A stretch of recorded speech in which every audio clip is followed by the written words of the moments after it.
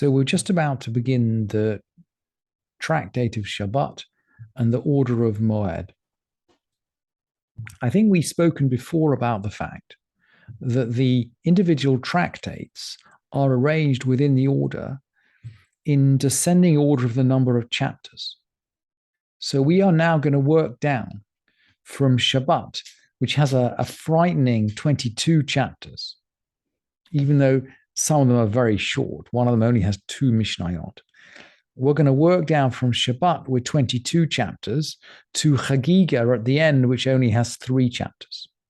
That's essentially how the tractates are laid out within the order. And maybe that's how they used to keep track of them in their heads before the time when the Mishnah was written down.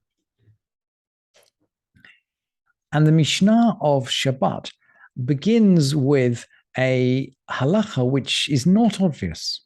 Yitziot HaShabbat shtaim shehen arba bifnim ushtaim shehen arba bachutz.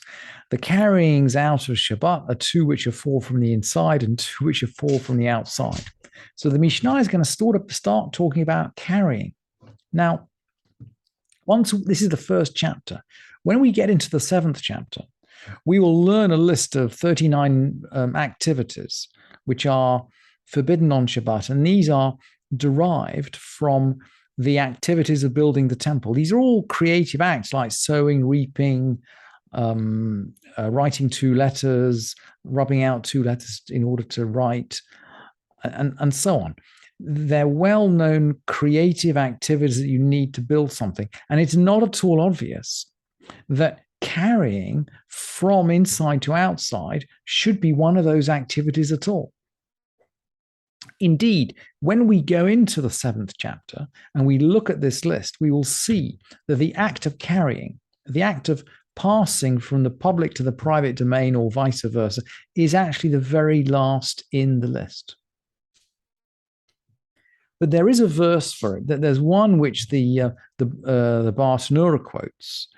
This comes right after the Exodus from Egypt, by the way. The Shabbat is the first mitzvah given after the people leave, after the people cross the Red Sea. They cross the sea, they complain. And what are they given? Well, they're given the they're given the manna, and they're given the mitzvah of Shabbat. And there the text says, Ru'uki Hashem natan lachem et Shabbat. God's given you the Shabbat, and he's given you on the 6th day double portion. That means double portion of manna.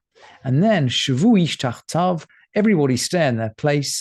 Al yetzeh ish mimkomo b'yom hashavi. You don't move out of your space on the 7th day. So that's one verse that we could use just to tie down this rather amorphous melacha, this work activity of carrying in and out. And we can also tie it down, by the way, to building the temple. And I think the Rambam brings this verse, right at it will be in Vayakel or in Vayakel. Everyone is collecting the materials everyone is collecting the materials for the sanctuary.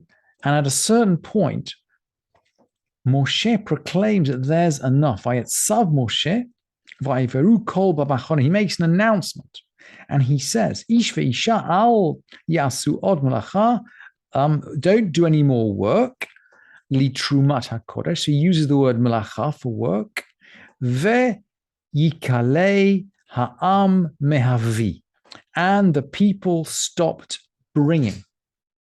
Bringing is associated with malacha, with work, with creative activity. So perhaps this is the hook. I mean, the Rambam has a very keen reader of text, right? Maybe this is the hook on which we can hook the 39th malacha. I don't know. One way or the other, it is the most obscure of the 39 malachot. And maybe as a result of that, many, many chapters of the Mishnah are taken up with it. All the way from chapter 7 to chapter 11 is going to be taken up with issues of carrying. And it is the subject of the first Mishnah in the Masechet. So as we've said, there are two carryings which are 4. and two which are four. How does it work? So there's a poor man standing outside and the householder standing inside. Interesting, by the way, that this prohibition is cast in terms of a mitzvah. Clearly, it's a mitzvah for the householder to give the poor man a something. And yet, we're going to say, okay, it is a mitzvah to give him something, but on Shabbat, even though it's a mitzvah, it's a problem on Shabbat. And then the Mishnah outlines different possibilities. So, so maybe the poor man reaches his hand inside and gives something to the householder. Or he reaches his hand inside and he takes from inside and carries out. Either way, the poor man, the poor person moves from public to private or from private to public. His hand does the moving. And the Mishnah declares chayav.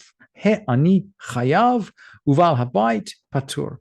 The poor man, the one who did the moving, is liable. That means liable to a sin offering. And the householder is exempt. Bal habayit patur. What about the mirror image? Well, we can imagine the mirror image is going to be a mirror image. Maybe the householder reaches his hand out and places it in the poor man's hand, or takes from it and carries it in. And in this case, Bal Habayit Chayav, the householder has to bring a sin offering, Vehani Patur, because the householder has done the action. So the first two cases, and these are the first two cases of the Mishnah, they're pretty clear. Now, let's try with an action which is shared. The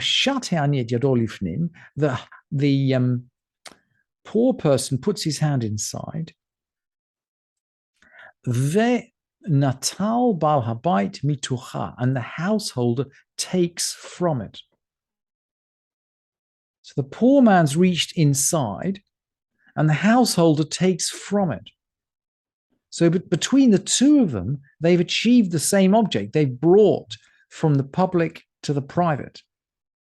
But they've done it together. And it works in reverse, by the way. Or shinatan l'tucha, maybe the householder puts something in his hand and then he draws his hand back. But the result is the same. They've achieved this act together. And the Mishnah concludes, shnehem puturin. That means they're exempt, by the way, from sin offering. The Mishnah is not suggesting that the act is permitted, but they're exempt from a sin offering, because when two people participate together in an act, neither one of them is absolutely guilty. And similarly, Pashat, and this is the mirror image, Pashat bal habayit et yado lachutz, the householder sticks his hand outside, v'natal he'ani mitucha, and the mitucha, the poor person takes from it. Or the reverse, that the or the reverse, and the poor man places in it, and he carries it inside. Shnehem puturim. They are both exempt from the sin offering. So this first Mishnah is learning, if you like. I mean, it's learning a distinction, a particular distinction on the act of carrying. I mean, it begins with if you like, the most obscure of the malachot, the act of carrying in and out, and then it learns almost a technical distinction that a single person has to be responsible for the act in order to be liable for a sin offering. As if the Mishnah is constructing a fence around the halacha. And we'll see in the next two Mishnayot, which deal with different subjects, that we still seem to be constructing a fence around the halacha. We seem to be defining the edges of Shabbat observance in a way that removes any possibility of, we're defining the edges of observance. The next Mishnah is not Shabbat observance, actually. That's very interesting. We're defining the edges of behavior in a way that we shouldn't transgress. So the next Mishnah, we're in the Mishnah of Shabbat, but actually we're not talking about Shabbat. We're talking about timekeeping. So the same kind of time issues we're aware of on Friday afternoon, but this actually might apply in any afternoon. You can't sit down to have your hair done after the mincha time. This is probably 6.5 hours after the morning. In other words, halfway through the day. One can't sit down to have one's hair down near mincha until one's prayed the tefillah. And similarly, lo yikanas adam lemechatz velo labur velo lechol velo ladun. You shouldn't enter the baths or a tannery or to eat or to judge. In other words, one shouldn't start an extended process without taking time for tefillah. But if they began, they need not break off. And then the Mishnah closes mafsikim likrot kriyat shema. Obviously, you're going to break off for kriyat shema because that's a time-bound mitzvah. It's time-specific. Ve'ein mafsikim latefillah. Probably because you require kavana for tefillah. I mean, it's less time-bound anyway. It's less time-bound, but you need kavana for tefillah. I think that is probably the reason. And now we're going to move from time on a general afternoon to time on a Friday afternoon. Yeah, it's the same language. Lo yeshev adam lifnei hasaparim samuch lamincha. One shouldn't sit before a barber before mincha. And now, lo yitzeh hachayat b'machto samuch lachashecha. One shouldn't, a tailor mustn't go out with his needle. We're back to going in and going out and carrying near nightfall, lest he forget it, nor a scribe with his quill. And now, so we're back to carrying, but now we're going to just get into more general issues. You shouldn't search your garments. This is for lice, actually. You shouldn't read. These are all things that require a bright light. And we might be tempted to adjust the light.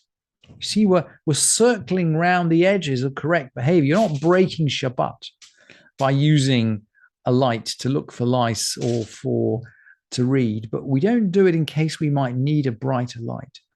And then the Mishnah concludes, in truth, it was said, the Chazan can see where the children are reading from, because he's not going to be tempted to adjust the light for them. Aval hulo yikra, but he doesn't read. Kayot said, it goes on the same basis. Similarly, lo yochal hazav im hazava mipnei hergel havera. Similarly, a zav shouldn't eat with a zava because familiarity kind of leads to sin. So generally, you wouldn't eat with a zava because she will make the food tameh. And if you're a woman, you wouldn't eat with a zav because he would make your food tameh. Now, a zav and a zava, they're both tmeim, right? They can eat together perfectly well. There's no reason why they shouldn't eat together. But maybe if they get in the habit of eating together, they will relax on this prohibition of not eating with a zav or not eating with a zava. So to summarize, we're circling around the edges of what is permitted and what is not permitted, and we are building a fence around the Torah, and we will continue looking at these kinds of examples in the Mishnayot, which follow as we pick these up from day to day.